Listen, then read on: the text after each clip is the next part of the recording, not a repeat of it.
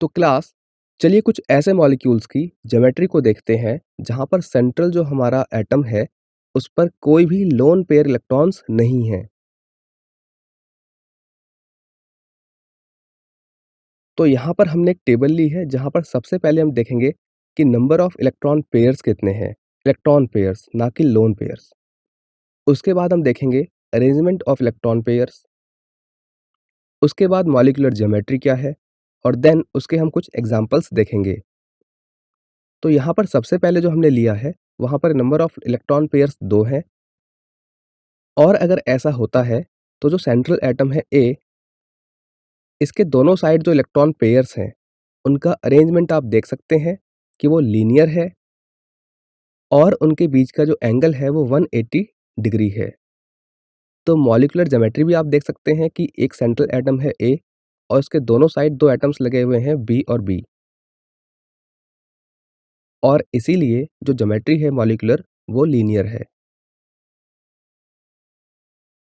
ऐसे मॉलिक्यूल्स के एग्जांपल्स होते हैं BeCl2 एंड HgCl2 जैसे मॉलिक्यूल्स। इसके बाद ऐसा मॉलिक्यूल लेते हैं जहां पर नंबर ऑफ इलेक्ट्रॉन पेयर्स 3 हैं। ऐसे मॉलिक्यूल्स में क्या होता है कि एक सेंट्रल एटम होता है और उसके चारों तरफ 3 अदर एटम्स 120 डिग्री के एंगल पर लगे होते हैं। तो इसीलिए यहाँ पर जो मॉलिक्यूलर ज्योमेट्री निकल कर आती है वो होती है ट्रायंगल प्लेनर, और इसका एग्जांपल है BF3 यानी कि बोरॉन ट्राईफ्लोराइड।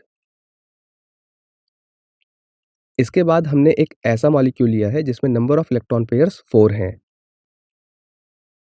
और यहाँ पर जो अरेंजमेंट ऑफ इलेक्ट्रॉन पेयर्स है वो टेट्राहेड्रल मैनर में होता है। और जो मॉलिक्यूलर ज्योमेट्री होती है वो टेट्राहेड्रल होती है। एक एटम ए होगा, इसका मतलब ये है कि सेंट्रल एटम ए के चारों तरफ 4 अदर एटम्स, जैसे कि हमने यहाँ पे बी लिया है, वो इस तरह से अरेंज होंगे कि जो मॉलिक्यूलर ज्योमेट्री निकल कर आएगी वो टेट्राहेड्रल होगी। और यहाँ पर जो एंगल होगा बिटवीन वो होगा 109.5 डिग्री। इसके एग्जांपल्स हैं मीथेन और अमोनियम आयन।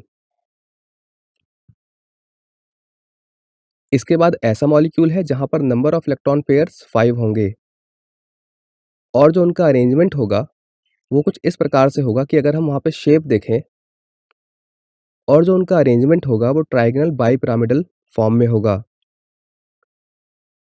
इसका मतलब ये है कि एक सेंट्रल एटम ए होगा और उसके चारों तरफ एक प्लेन में एक ट्रायगोनल फॉर्म में एटम्स बी रहेंगे जो कि संख्या में 3 होंगे। ये तीनों बी एटम्स इक्वेटोरियल पोजीशन पर होंगे, और बाकी के जो 2 बी एटम्स हैं वो एक्सियल पोजीशन पर होंगे, जैसा कि आप यहाँ पर देख सकते हैं। और इस प्रकार से जो मॉलिक्यूलर ज्योमेट्री तैयार होगी उसको हम बोलते हैं ट्रायगोनल बाईपिरामिडल। यानी कि एक प्लेन में ट्रायगोनल है, एक पिरामिड टाइप स्ट्रक्चर उसके ऊपर है, जबकि दूसरा पिरामिड टाइप स्ट्रक्चर उसके नीचे है, दैट इज वाई बाईपिरामिडल। और यहाँ पर जो एंगल होगा वो एक्सियल वर्सेस इक्वेटोरियल 90 डिग्री का होगा, और जो इक्वेटोरियल पोजीशन के अपने एंगल्स होंगे BAB वो होंगे 120 डिग्री। और इसका एक बहुत अच्छा एग्जाम्पल है PCl5 यानी कि फास्फोरस पेंटाक्लोराइड।